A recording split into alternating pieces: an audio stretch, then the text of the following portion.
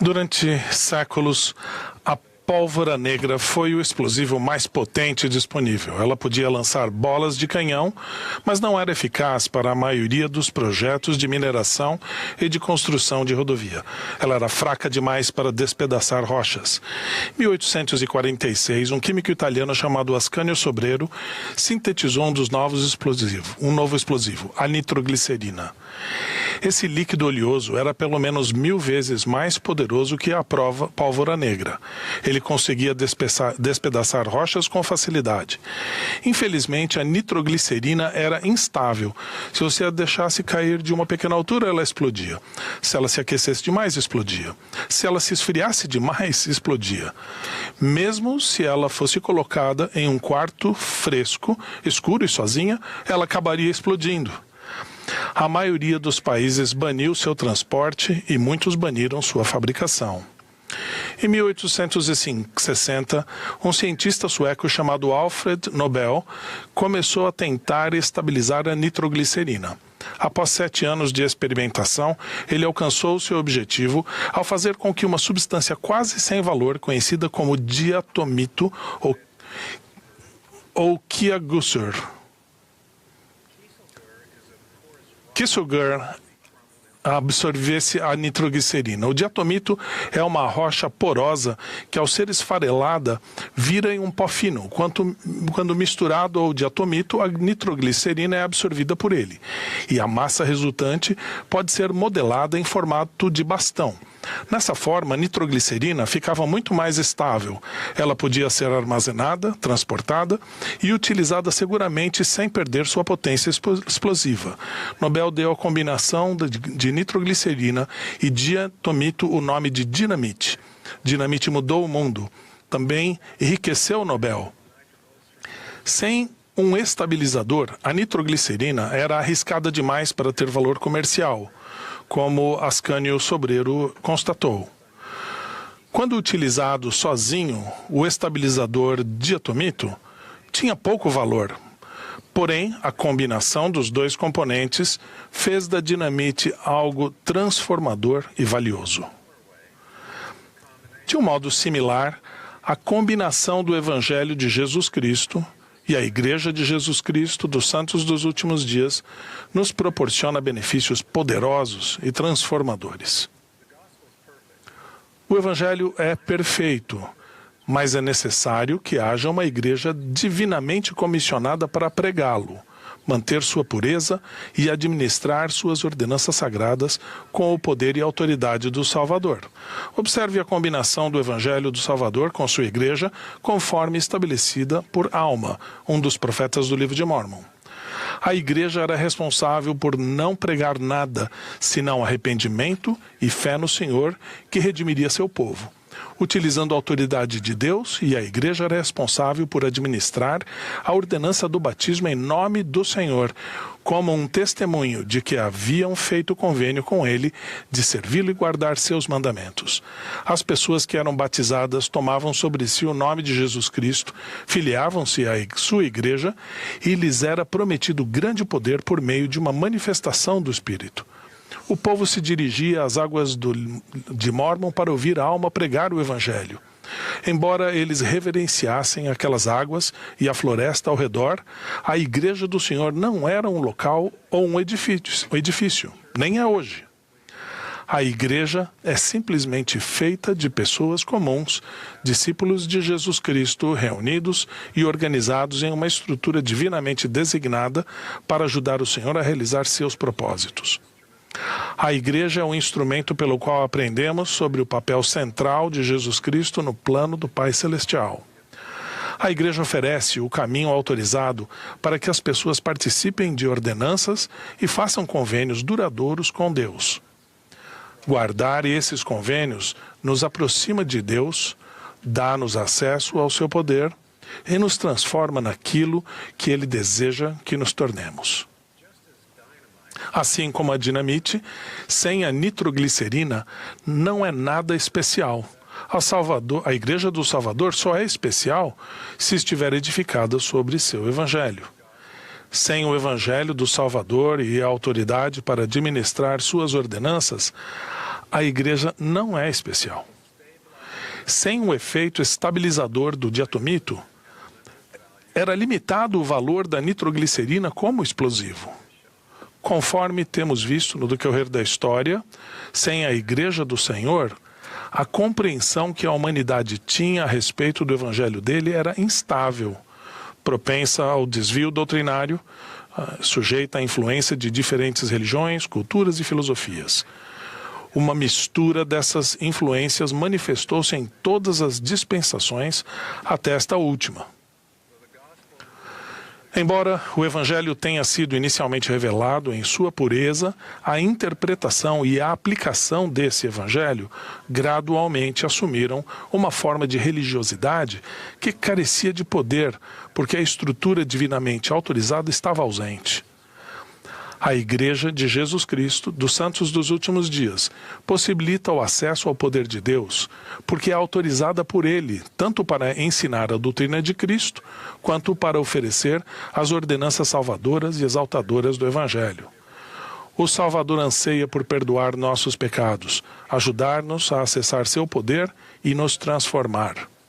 Ele sofreu por nossos pecados e anseia nos perdoar do castigo que, de outra forma, mereceríamos. Ele quer que nos tornemos santos e sejamos aperfeiçoados nele. Jesus Cristo tem o poder para fazer isso. Ele não apenas se compadeceu de nossas imperfeições e lamentou nossa condenação eterna como consequência do pecado. Não. Ele foi além disso, infinitamente além, e restaurou sua igreja para permitir acesso a seu poder. O cerne do Evangelho que a Igreja ensina é que Jesus Cristo tomou sobre si nossas enfermidades e nossas dores. Ele fez cair sobre si a iniquidade de todos nós. Ele suportou a cruz, rompeu as ligaduras da morte, subiu aos céus e sentou-se à mão direita de Deus, para reclamar do Pai os direitos de misericórdia. O Salvador fez tudo isso porque Ele quer que seus filhos sejam felizes e façam boas escolhas. Ele já pagou o preço infinito para que pudesse reclamar todos os que nele têm fé e advoga por eles, por nós. Jesus Cristo deseja que nos arrependamos e que nos aproximemos dele para que ele possa nos justificar e santificar. Nesse desejo, ele é implacável e inabalável. Por meio de sua igreja, recebemos acesso ao poder de Deus por convênio e ao seu amor por convênio. A combinação do Evangelho de Jesus Cristo e de sua igreja transforma nossas vidas. Ela transformou meus avós maternos. Meu avô Oscar Anderson trabalhava em um estaleiro em Hogmarsö, uma ilha do arquipélago de Estocolmo. Sua esposa Albertina e seus filhos viviam no território principal da Suécia. A cada 2 semanas, no sábado, Oscar remava seu barco para a casa a fim de passar o fim de semana antes de retornar a Hogmarsö, no domingo à noite. Certo dia, enquanto estava em Hogmarsö, ele ouviu 2 missionários norte-americanos pregarem o evangelho restaurado de Jesus Cristo. Oscar sentiu que o que ouviu era pura verdade e foi tomado por uma alegria indescritível. Quando voltou para casa, Oscar contou, entusiasmado, a Albertina tudo sobre os missionários. Ele explicou que acreditava no que eles ensinaram, pediu que ela lesse os folhetos que eles lhe deram e disse que não achava que nenhum dos seus futuros filhos deveria ser batizado quando bebê. A Albertina ficou furiosa e jogou os folhetos no lixo. Poucas palavras foram trocadas entre eles antes que Oscar voltar para o trabalho no domingo à noite. Assim que ele partiu, a Albertina recuperou os folhetos. Ela comparou cuidadosamente a doutrina contida neles aos ensinamentos de sua Bíblia desgastada. Ficou surpresa ao sentir que o que leu era verdade. Quando Oscar voltou para casa, foi calorosamente recebido, assim como a cópia do livro de Mórmon que trouxe consigo. A Albertina leu avidamente, mais uma vez comparando a doutrina com a de sua Bíblia. Tal como Oscar, ela reconheceu a pura verdade e se encheu de uma alegria indescritível. Oscar, Albertina e seus filhos se mudaram para Hogmarsö para ficar perto dos poucos membros da igreja que havia lá. Uma semana após Oscar e Albertina serem batizados, em 1916, Oscar foi chamado para ser o líder do grupo de Hogmarsö. Tal como muitos conversos, Oscar e Albertina enfrentaram críticas por causa de sua nova fé. Os fazendeiros locais se recusavam a vender-lhes leite. Então Oscar atravessava o fiord a barco todos os dias para comprar leite de um fazendeiro mais tolerante. No entanto, durante os anos seguintes, o número de membros da igreja em Hogmarsö aumentou, em parte devido ao poderoso testemunho de Albertina e seu ardente zelo missionário. Quando o grupo se tornou um ramo, Oscar foi chamado como presidente do ramo. Os membros do ramo de Hogmarsö reverenciavam aquela ilha. Aquelas foram suas águas de Mormon.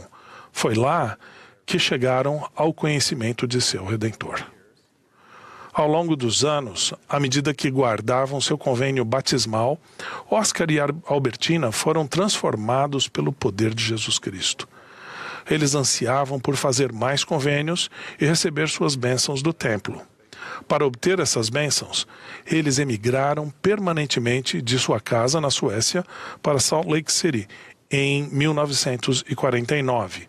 Oscar havia servido como líder dos membros em Hogmarsö por 33 anos. A combinação de nitroglicerina e diatomito tornou a dinamite valiosa. A combinação do Evangelho de Jesus Cristo e sua igreja é inestimável.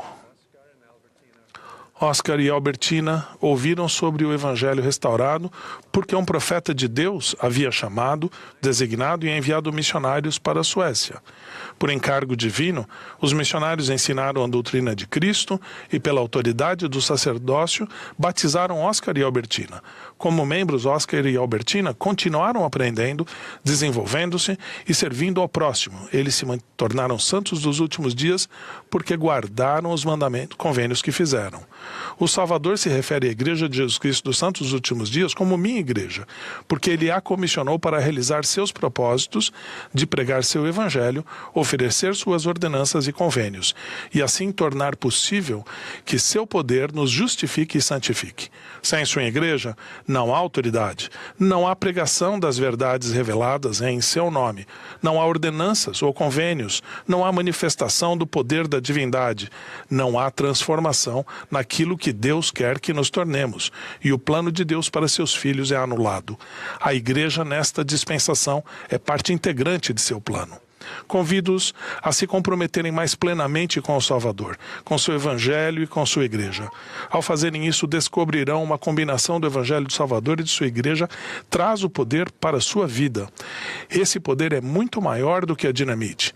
Ele despedaçará as rochas em seu caminho e transformará vocês em herdeiros do reino de Deus. E vocês se encherão daquela alegria que é inexplicável e gloriosa. Em nome de Jesus Cristo. Amém.